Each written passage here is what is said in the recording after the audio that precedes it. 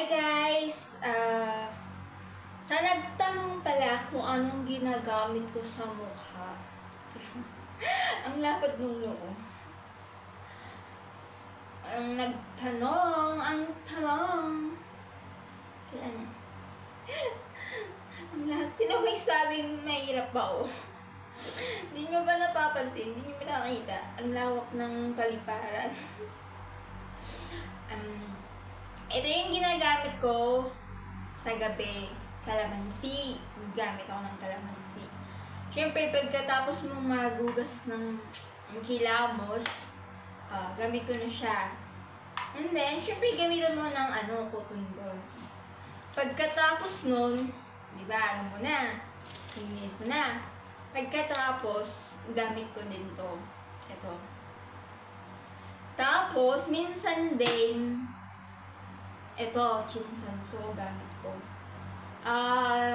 Nagamit na ako nito since high school pa kasi yung nanay ko, binibilhan niya ako nito. Sabi niya, maganda daw ito gamitin sa mukha.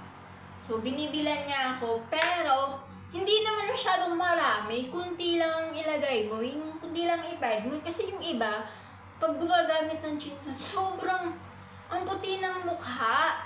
Akala mo talaga ubusin na yung Parang lang siyang white lady. Kunti lang, lagay mo siya.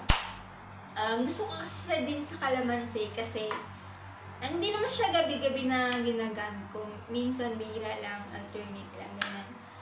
Maganda kasi sa mukha yung kalamansi. Minsan nga nagamit ako whole body. Minsan kasi nauubos na yung kalamansi, kaya sa mukha lang. Ayun, na-share ko lang ako nung ginagamit ko. Minsan din, gamit din ako nito. Pag may tigyawat ako, yung monthly period, lumalabas yung tigyawat ng baba. Gamit ko din siya. Yung Skin of Pimple Fight. Yan. Gamit ko. Ayun lang, na-share ko lang.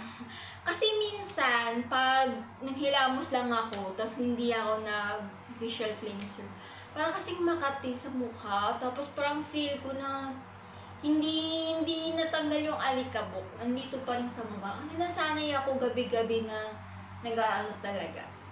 May facial cleanser. Ayun. Yun lang. Bye!